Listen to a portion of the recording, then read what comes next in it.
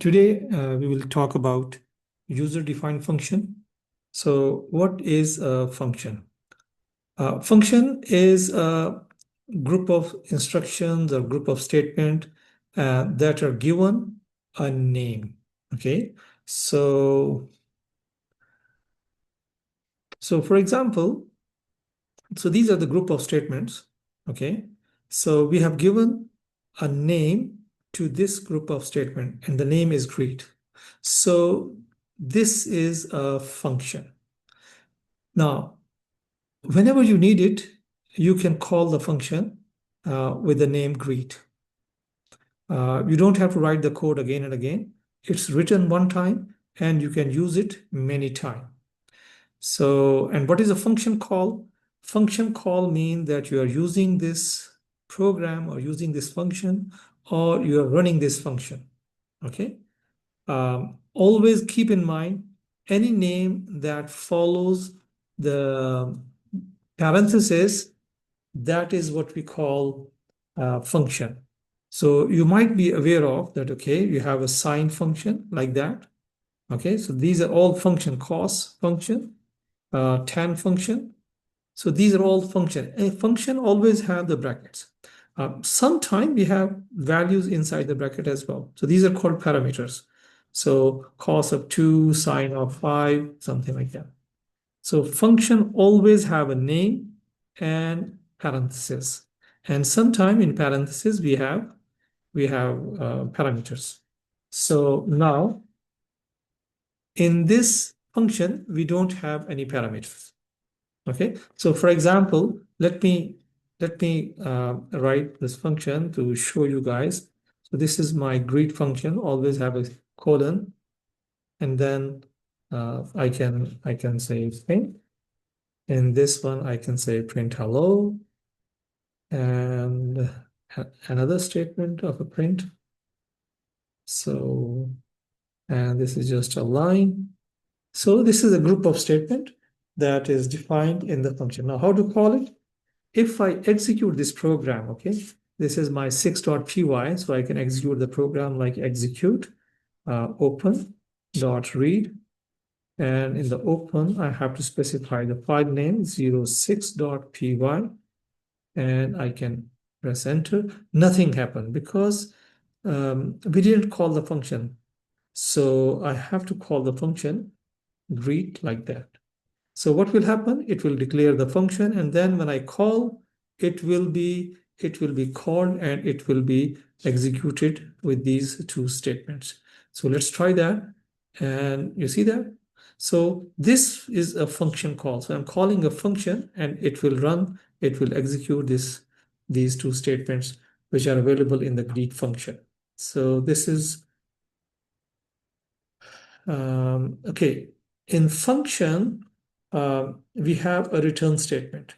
Now, if you know that if we have a sine function, sine 5, it might return like 5, 6, 7, 8, some decimal value. So function always return some value, not always. Whenever you need, function also return the values. So, for that matter, we need a return statement. So for example, I have a function add. Okay, I have a function add that takes two values. I can say a comma b, and this function add the two values and return the result. So for example, this is like return a plus b. So what it will do, it will do the addition of the two value and it will return the value. Now I can call this function. I can say add, and I have to pass two values because two parameters we have here. So it is expecting two parameters values to be passed, 2, 3. So the 2 will go to A and 3 will go to B. And then it will do a plus b, that is 2 plus 3, 5. It will return one value. Now, when it will return the value, you have to catch the value or you have to consume the value. Whether it's a print function, maybe you can have a print function like that. Okay, it will It will get the value 5, and then 5 will be passed on to the print method, and it will print the 5 value. So let's try that. So I can just make it clear, and then I say, okay, I want to execute this one. So I should get 5. So yeah, so it calls this method print. And in the print method, I'm calling another method. This is also possible. And then we can, 2 plus 3, 5, it return the 5 value. So basically when it will execute, it will return the 5. And basically we are printing the same value. There's another way. There's another way that you can store the value. So I can say, okay, result is equal to, so it will call the function with the 2 parameters, 2 values, and it will return 5. 5 will be stored in the result. And now I say, okay, I want to print the result. This is another way. So I can execute it, and it is returning. So it is printing the result. I can do something like that, result, and then I say colon, and then I say comma. And if I run again, and now you see that result, colon, and this is 5. Okay, so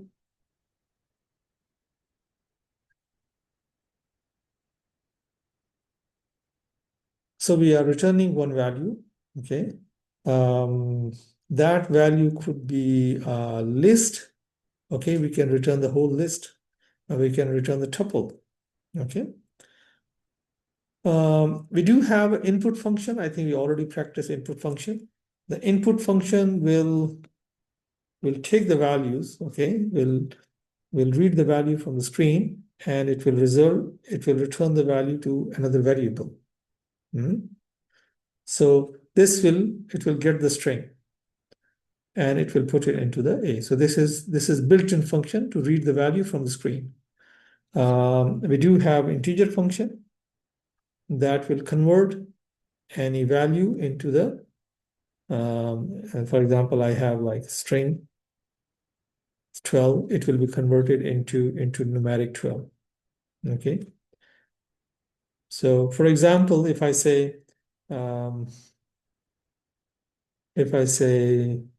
enter,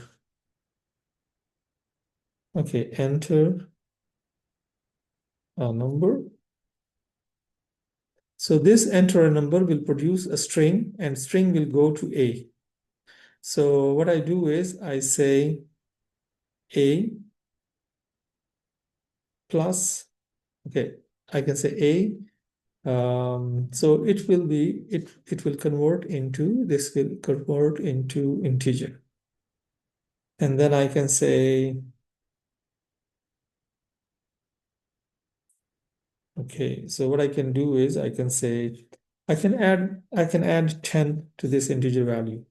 So, and the result is in R. So it will add string, which is, it will convert into integer with the 10, and the result will be stored into R. And I say, okay, I want to print the result.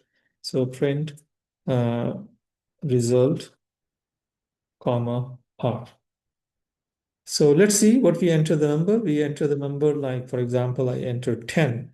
So 10 string will be stored in this one, and then it will convert the 10 to integer, and then it will add 10, it will become 20, will be stored in the result, and the result will be printed here.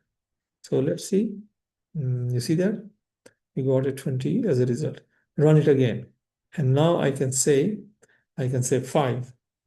Okay, the 5 will go to the A, it will convert into integer, and then it will add 10, it will become 15, and 15 will be printed. So we do have a length function as well. So if I say, for example, enter a string, and I can use the length function, length of A. So it will, I can say the length of string is like that. So let's see. This time I will enter name ICS 104 and I press enter. So it will go to A and then it will check the length of the A is 6. The 6 will be stored here and the length of the string is 6 will be printed here. You see that? So yeah, this is the return statement, and function is, so basically function is returning a value. This is what we are learning here. So function returns a value. Input function returns a value. And the print function is printing the value. Print function is printing the value. This one, we already talked about that. Okay. We have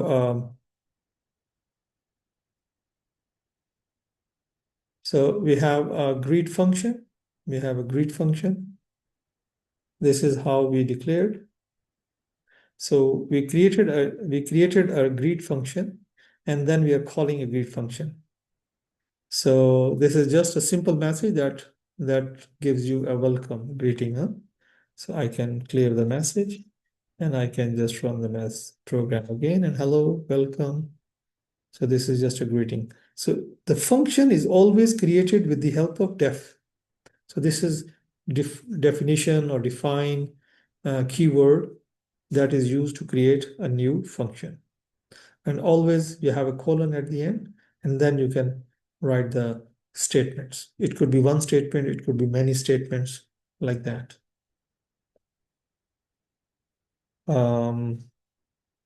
Function with parameters.